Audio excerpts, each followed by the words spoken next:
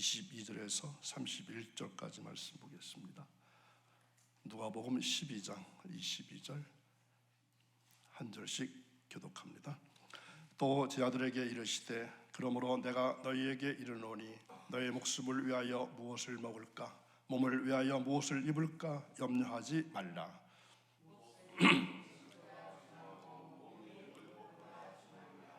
까마귀를 생각하라. 심지도 아니하고 거두지도 아니하며 골방도 없고 창고도 없으되 하나님이 기르시나니 너희는 새보다 얼마나 더 귀하냐.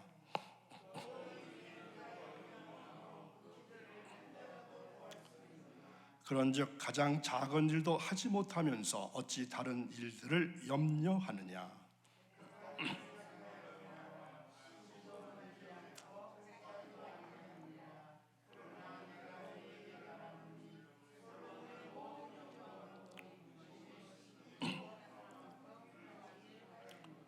오늘 있다가 내일 아궁이에 던져지는 들풀도 하나님이 이렇게 입히시거든 하물며 너희일까 보냐. 믿음이 작은 자들아.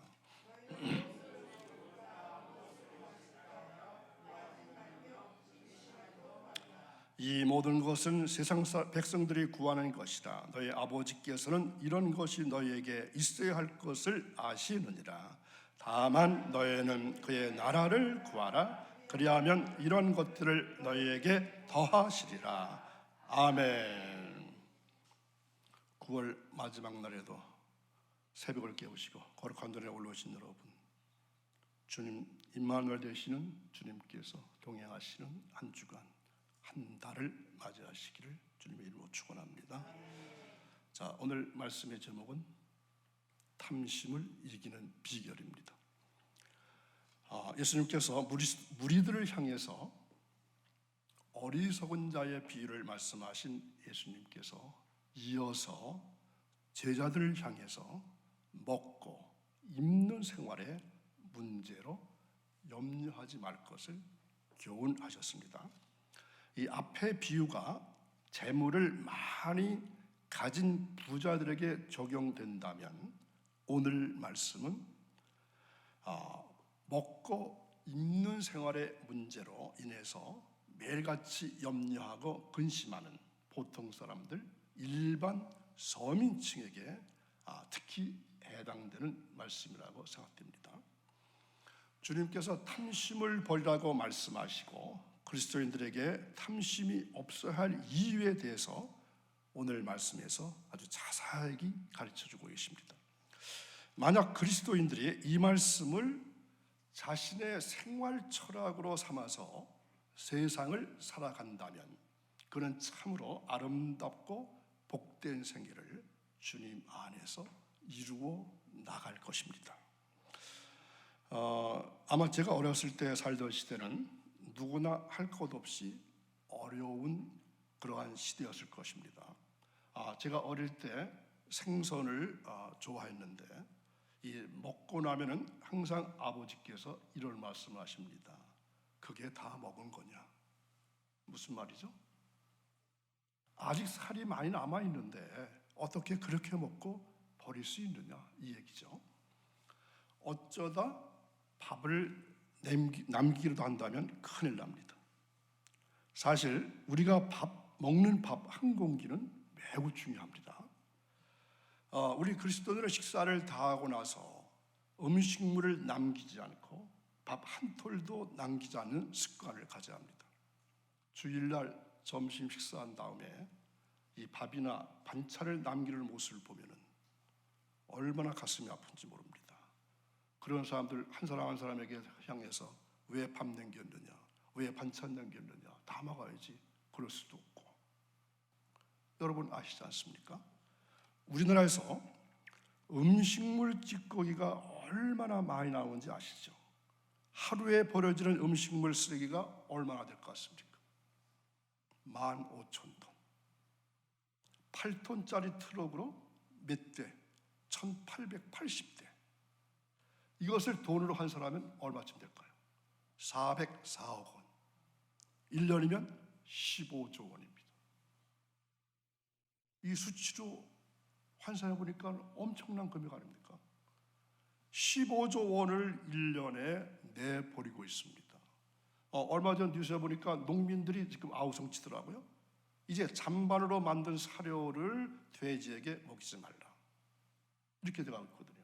그러면 더군다나 그게 어디로 가겠습니까? 우리 예수 믿는 사람들이 주일날 교회에 나와서 식사하는 것부터 바꿔야 되지 않겠습니까?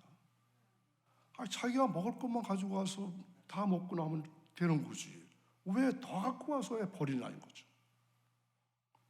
이거는 집 안에서부터 시작돼야 합니다. 자, 벼가 우리가 매일 먹는 밥에 얼려있는 동시에 잎과 줄기와 뿌리의 어린 조직이 씨눈과 또 영양분의 배조수로 구성되어 있는 살아있는 생명체입니다. 이 벽씨가 이 발화해서 여물기까지가 얼마나 걸릴까요? 약 180일이 걸립니다. 벼가 자라는 동안 농부들은 자식을 돌보듯 정성을 기울입니다. 이 때문에 이 쌀알이 촘촘히 달려있는 모습을 본떠서 만든 한자 쌀밑자를 여러분 손바닥에 한번 그려보십시오. 십자가를 긋고 밑에 팔자하고 위에는 팔자 거꾸로 되면 이게 쌀밑자잖아요. 자, 벽씨를 뿌려서 거둘 때까지 농부의 손길이 몇 번 간다는 얘기입니까? 88번 간다는 얘기예요. 그게 쌀밑자입니다. 농부의 손길이 88번 거쳐야 쌀 한 톤이 생산된다는 얘기입니다. 그런데 그걸 어떻게 그 한 톨 밥 한 공기를 버릴 수 있어요? 가끔 저희 아버지가 살았던 시대의 이야기를 들어보면은 이게 정말 우리나라의 실정이었나, 이야기가 맞나 하는 생각이 듭니다. 어떤 얘기죠? 흰쌀밥을 1년에 몇 번 먹습니까? 구정 명절 때나 아니면 추석 때 한 2번 먹지 않습니까? 지금은 먹을 수 없는 것 같은 것들을 먹었다고 말하는 이야기를 들을 때 그렇습니다. 이 자리에 계시는 분들 중에도 이 두 가지 상반된 시대를 살아온 분들이 많이 계시죠. 오늘날 같은 시대를 60년대, 70년대에 생각해 봤을까요? 그러한 시대를 상상할 수 없었던 시대를 살아왔던 우리들입니다. 과거에는 먹을 수 있을까 하는 자체로 염려했던 시대라면 오늘날은 어떤 시대죠? 무슨 메뉴를 먹을까? 어떻게 하면 더 좋은 음식을 먹을까? 이것을 고민하는 때입니다. 이것은 물질주의의 두 가지 측면입니다. 물질주의가 주는 두 가지의 측면의 어려움이라 할 수 있습니다. 하나는 탐심을 갖게 하는 것입니다. 더 가지려고, 더 얻으려고 하는 탐심의 문제입니다. 또 다른 문제는 염려입니다. 물질을 얻지 못해서 기본적인 물질을 얻을 수 없을까 봐 염려하고 근심하는 문제입니다. 그래서 탐심과 염려는 물질주의가 우리에게 주는 문제의 동절의 양면과 같습니다. 그러나 문제의 본질은 하나입니다. 무엇일까요? 하나님보다 물질을 더 우선순위에 두는 것입니다. 이 먹을 것과 입을 것을 위해서 염려하지 말 일에 대해서 주님께서 어떻게 말씀하시죠? 목숨이 음식보다 중하며 몸이 의복보다 중하니라. 말하자면 음식의 염려는 생명을 죽이는 일이고 의복의 염려는 결국 자기 육신을 죽이는 일이 된다는 사실을 말씀하신 것입니다. 자, 염려라는 말의 의미가 무엇입니까? 마음이 산란해진 상태가 염려입니다. 우리가 먼저 공부했던 누가복음 10장 41절에 보면은 마르다가 염려가 되어서 분주했던 것을 볼 수 있습니다. 분주한 마음, 염려는 목표를 향하여 가는 길에서 다른 곳으로 끌려가는 것, 또 일상생활 가운데서 나도 모르게 그것으로 생각이 끌려가는 것. 근심이라는 말은 신약 성경에서 한 번 나오는데 불확실함 또는 공중에 붕 떠 있는 상태, 이게 근심입니다. 바닷가의 풍랑이 이리저리 밀려서 요동하는 배와 같고 바람에 따라서 이리저리 밀려다닌다고 하는 구름과 같은 상태, 이게 무엇이라고요? 근심입니다.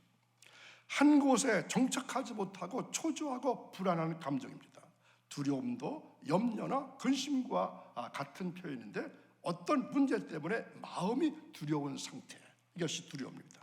자, 이 모든 감정은 바로 한 가지에 연결되어 있습니다.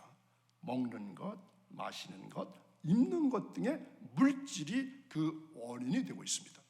이 살아가는 데 필요한 기본적인 물질들입니다. 주님은 그런 것들 때문에 염려하지 말라 이렇게 말씀하시죠. 오늘 저녁에 먹을 음식이 없어서, 당장 먹을 것이 없어서 걱정하시는 분들 여기 계신가요? 오늘 저녁 양식 없으신가요? 다 있으시잖아요.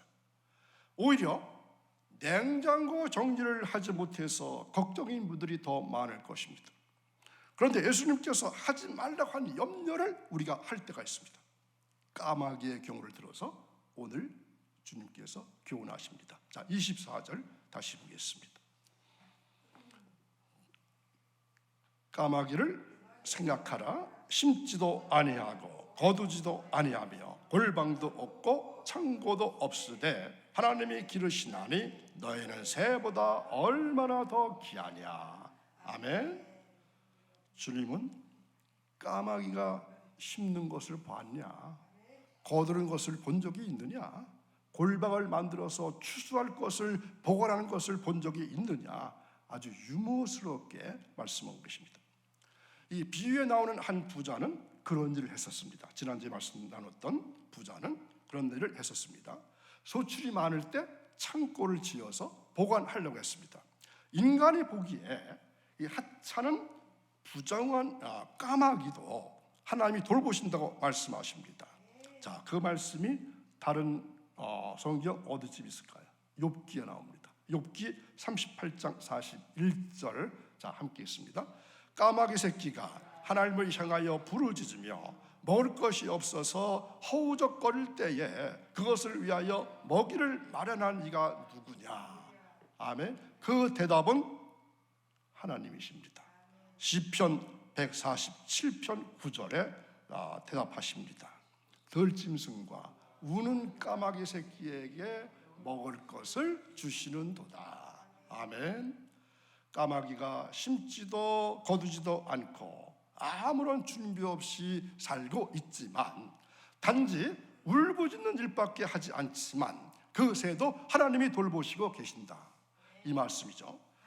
그런데 예수님께서는 너희는 새보다 얼마나 귀하느냐, 하나님이 얼마나 돌보고 기르시겠느냐, 하나님을 신뢰하지 않겠느냐, 이렇게 묻고 계십니다.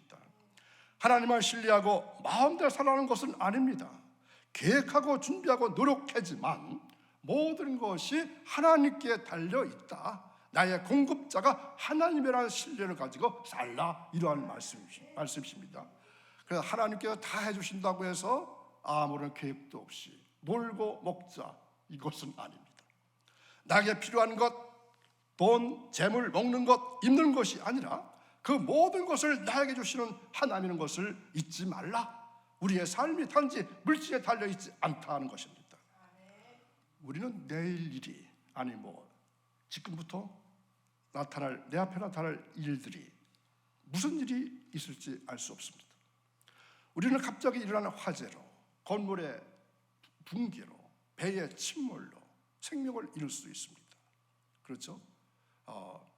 우리는 당하지 않았지만 어떤 부모는 그런 일 당했어요.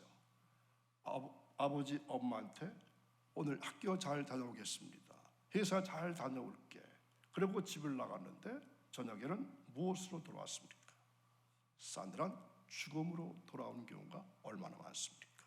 지금 한번 뒤돌아보십시오. 요즘 화재가 왜 이렇게 많이 납니까? 왜 배를 타고 가는데 침몰하는 경우가 많이 있죠? 또 건물은 또 왜 무너져요? 우리가 전적으로 하나님께 의존적인 사람입니다. 우리는 이 세상에서 삶이 끝나는 것이 아니라 영원한 하늘에서의 삶이 준비되어 있는 사람들입니다. 그러니 이 땅에서 살아갈 때에 필요한 물질에 마음을 두고 살지 말자, 이러한 말씀입니다. 천국에 여러분 세상에서 모아둔 것 가지고 가실 수 있다면 악착같이 모으십시오. 그리고 가져가세요.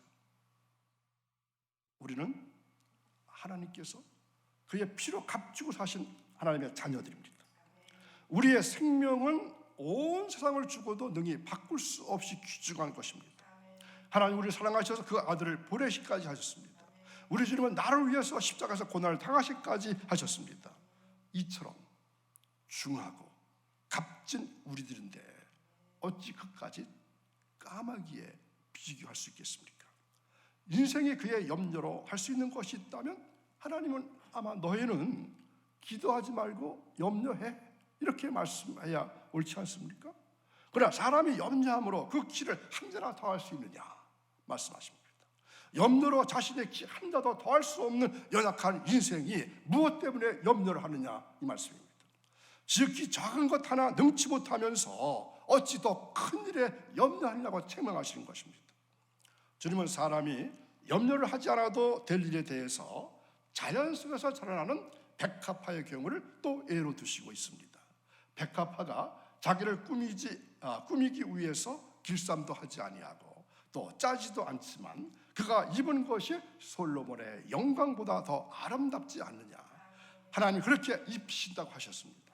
이처럼 한낱 들풀의 존재, 하루 있으면 아궁이에 들어갈 들풀조차 우리 하나님께서 이렇게 입히시거늘 너희가 무엇 때문에 염려하느냐.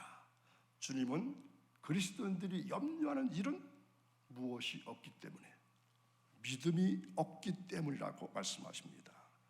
믿음이 적은 자들아. 하나님께 대한 믿음이 적은 사람은 범사에 감사하는 것이 아니라 염려하는 사람입니다. 우리 가운데 누가 염려하는 생활을 하면 그 사람은 아직도 자기에게는 믿음이 적다고 하는 사실을 알고 믿음이 큰 사람이 되시기 바랍니다. 믿음이 적다는 말은 하나님의 언약에 대해서 전폭적인 믿음을 가지고 의뢰하지 못하는 신앙 상태를 말하는 것입니다. 이 같은 사람들은 그의 생활이 항상 염려로 뒤덮여 있을 것입니다.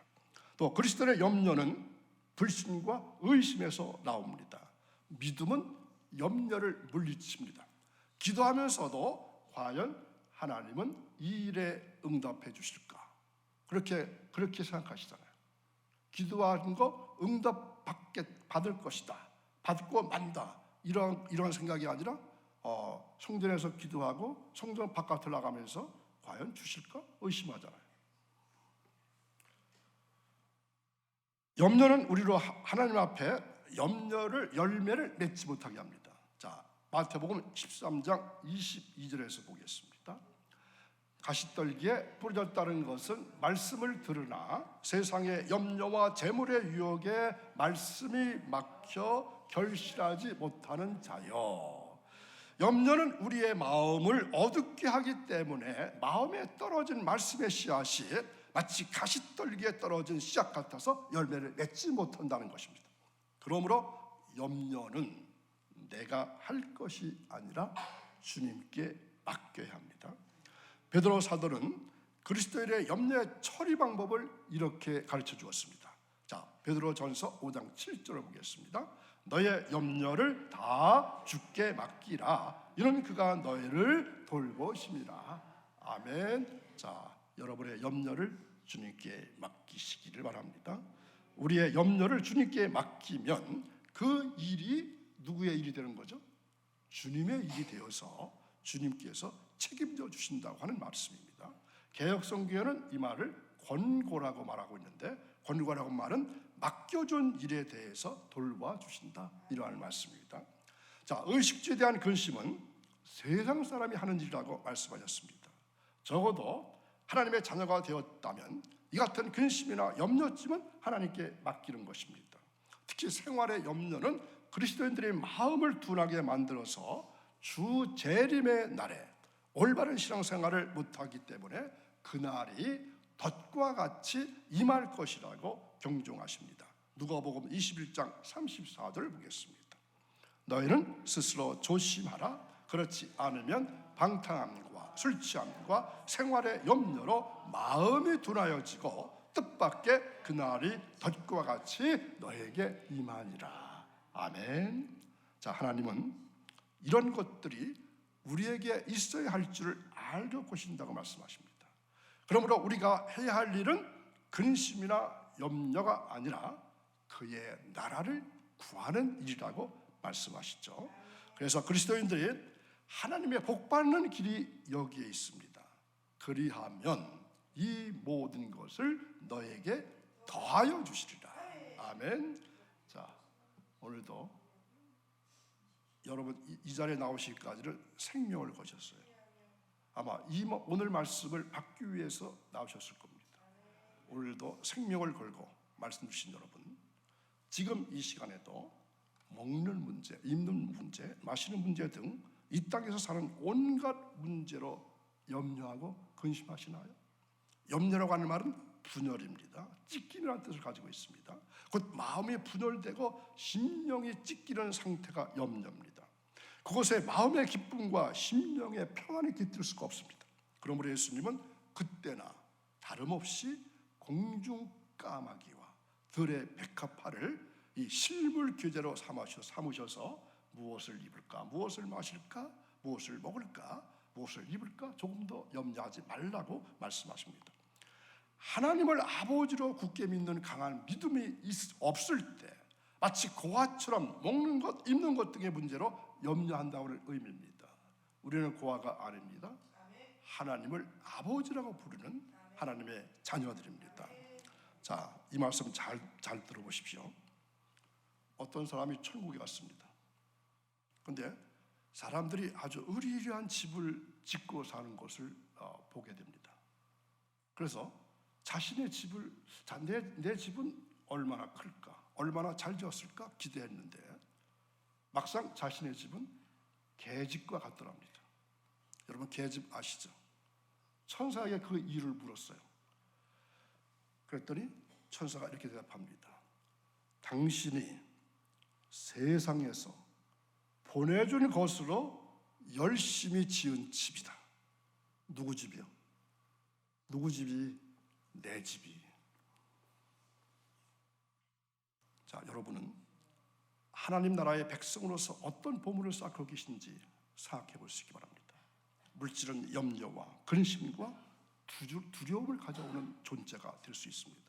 그런 마음을 몰아내고 하나님을 온전히 신뢰하는 마음으로 주어진 물질을 다른 일을 위해 한번 사용해 볼 수 있기 바랍니다.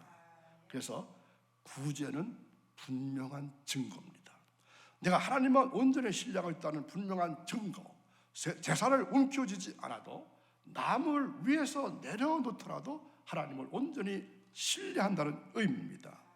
그러므로 성도들은 마음속에 온갖 세상 염려가 밀려올 때 눈을 들어서 무엇을 바라보라? 공중의 새들을 바라보시기 바랍니다. 그리고 들의 꽃들도 한번 생각해 보시기 바랍니다.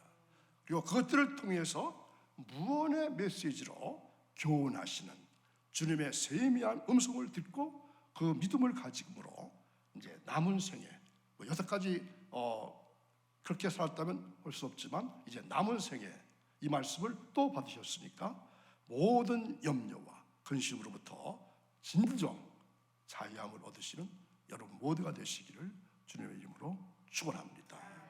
기도합니다. 거룩하신 하나님, 9월 마지막 날에도 저희들을 사랑해 주셔서 새벽을 깨우고 거룩한 주님 전에 올라와서 주님을 찬양하게 하시고 기도할 수 있게 도와주시고 말씀 받게 하시고 이제 새롭게 결심하며 결단하게 하시오니 무한 감사와 영광을 돌려드립니다.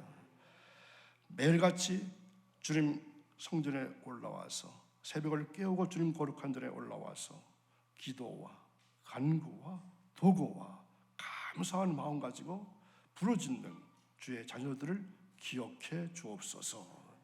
저들의 기도를 들으시고 응답해 주옵소서. 특히 신명기 8장에 나오는 재물의 능을 더하여 주셔서 허락해 주셔서 재물 때문에 어려움당하지 않게 하시고 시험당하지 않도록 재물의 능을 가정에 또한 우리 직장에 허락해 주시기를 간절히 원합니다. 한 주간 살아갈 때에 또한 새로운 달 10월을 살아갈 때에 주님 우리와 동행해 주셔서 임마누엘 축복으로 우리와 함께 해줄 것을 믿습니다. 하나님은 하나님의 최고의 사랑으로, 최대의 은총으로, 또한 최선의 뜻으로 우리들을 가장 좋은 곳으로, 아름다운 곳으로, 평안한 곳으로 인도하실 주님의 것을 믿기에 감사를 드리며 예수님의 이름으로 기도하옵나이다. 아멘.